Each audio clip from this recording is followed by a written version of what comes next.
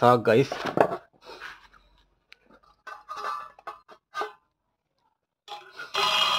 ইয়াত আছে গাইছ 2 কেজি ওজনৰ লোকেল তেজাল মুৰ্গী। তো মুৰ্গীটো ধুনীয়াকৈ কুটি বাছি লওঁ, লৈ কেনেকৈ বনাওঁ কি কৰোঁ। আজি অলপ মুৰ্গীটো বেলেগ ষ্টাইলত বনোৱা হ'ব গাইছ। এইটো আপোনালোকে হায়দৰাবাদী চিকেন বুলি কয়। তো হায়দৰাবাদী চিকেনটো কেনেকৈনো বনাই আপোনালোকে গোটেই প্ৰচেছখিনি দেখাই আছোঁ। তো ভিডিঅ'টো পূৰা কণ্টিনিউ কৰক, তো চাই থাকক। মানুহজনৰ কথাটো হ'ল মাতো লোক দিছ।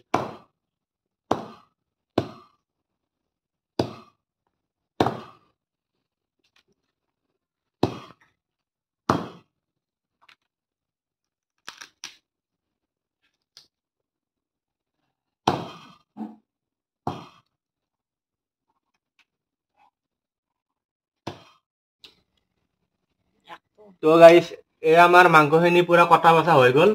তো এতিয়া আমি বনাম, কেনেকৈ বনাম আপোনালোকক গোটেইখিনি দেখাই আছোঁ। ভিডিঅ'টো চাই থাকক আৰু ভিডিঅ'টো ফ'ল' কৰিব, তো বলক।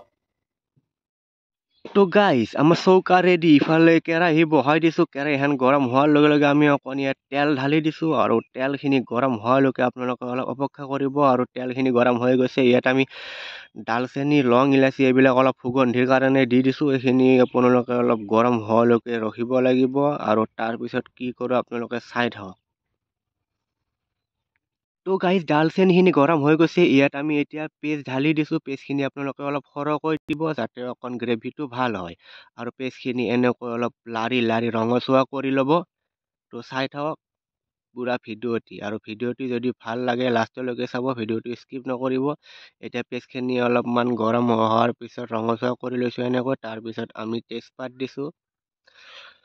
এতিয়া এনেকৈ লৰাই আছোঁ। তাৰপিছত আপোনালোকে চাই থাকক, এতিয়া আমি কোনো ধৰণৰ মছলা ব্যৱহাৰ কৰা নাই। মছলাটো ব্যৱহাৰ কৰিলে তলত লাগি যায়। এতিয়া আমি আদা নহৰু পেষ্টখিনি দি দিছোঁ। এইখিনি ভালকৈ আপোনালোকে এনেকৈ অলপ লৰাই ল'ব। লৰাই পূৰা মেৰিনেট কৰি ল'ব। পেষ্টখিনি ইয়াত ভালকৈ আমি লৰাই ৰঙচুৱা হোৱাৰ পিছত এতিয়া আমি ইয়াত মছলা ব্যৱহাৰ কৰিম। প্ৰথমতে আমি দিছোঁ জিৰা গুড়ি, তাৰপিছত দিছোঁ আমি শুকান জলকীয়া গুড়ি দিছোঁ, যাতে অলপ কালাৰটো দেখিবলৈ ধুনীয়া হয় আৰু জ্বলা হয়। তাৰপিছত আমি ইয়াত সোৱাদ অনুযায়ী হালধি গুড়ি ব্যৱহাৰ কৰিছোঁ। তাৰপিছত আপোনালোকে চাই থাকক গোটেই ভিডিঅ'টো। এতিয়া বেলেগ মছলা আমি ইয়াত পেষ্টখিনি যাতে ভালকৈ গ্ৰেভি টাইপ হয়, তাৰ কাৰণে আমি ইয়াত এতিয়াহে নিমখ অনুযায়ী অকণ দি দিছোঁ। তো নিমখখিনি দিলে তাৰমানে গ্ৰেভিটো অকণ সহজে গলি যায়, পিঁয়াজ চিয়াজ এইবিলাক। তো আপোনালোকে চাই থাকক, এনেকৈ আপোনালোকে দিব পাৰে। আৰু এতিয়া আমি গ্ৰেভি আমাৰ তৈয়াৰ হৈ গৈছে। এতিয়াহে আমি মাংস দিম গাইছ। তো চাই থাকক গোটেই ভিডিঅ'টো, স্কিপ নকৰিব গাইছ। এতিয়া আমি মাংস ব্যৱহাৰ কৰিছোঁ। চাওক না গাইছ, কেনেকুৱা মাংসৰ পিচ চাওক আপোনালোকে। তো আজি বম টেষ্টি হ'ব গৈ আছে, আপোনালোকে চাব আৰু এনেকৈ ঘৰত বনাবলৈ চেষ্টা কৰিব। তো চাই থাকক গোটেই ভিডিঅ'টি। তো গাইছ, মাংসখিনি এনেকৈ পূৰা আমি গ্ৰেভিৰ লগত মিহলি কৰি দিছোঁ। এতিয়া চাই থাকক কেনেকুৱা।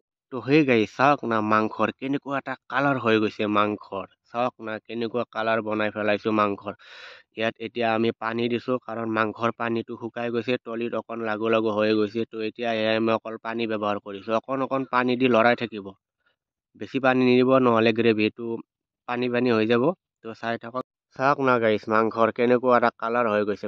তো গাইছ, লাষ্ট ফিনিচিং এয়া চাওক, মাংস কেনেকৈ উবলি আছে, মাংস কেনেকুৱা কালাৰ, মাংসখিনি হৈ গৈছে, সিজি গৈছে। এতিয়া আমি ইয়াত দিছোঁ আলু, আৰু এতিয়া আমি অকণ ইয়াত পানী দিম, যাতে আলুটো সহজে সিজি যায়। বাকী মাংস সিজিবলৈ আৰু বাকী নাই, কাৰণ মাংস আমি অকণ পানী দি কাৰণে মাংসটো সিজাই লৈছোঁ। এতিয়া আলু সিজিলে মাংসটো তৈয়াৰ হৈ গৈছে। চাওক গাইছ আপোনালোকে কেনেকুৱা মাংসৰ কালাৰ হৈ গৈছে। বাকী ইয়াত বেলেগ আমি কোনো ধৰণৰ মছলা এড কৰা নাই, অকল ঘৰুৱা মছলা ইয়াত ব্যৱহাৰ কৰিছোঁ। আপোনালোকে যদি ভাল লাগে এনেকৈ ঘৰত ট্ৰাই কৰিব পাৰে। আৰু ভিডিঅ'টো যদি চাই ভাল লাগিছে, তেনেহ'লে পেজটো ফ'ল' কৰি দিব। ইয়াত আমি পানী দিছোঁ এতিয়া আলুটো সিজিবৰ কাৰণে। বাকী গাইছ, ভিডিঅ'টো ইমানেই আছিল। যদি ভাল লাগিছে like, comment, share and follow' কৰি দিব। বহুতে ফ'ল' নকৰে, এনে চাই থৈ দিয়ে।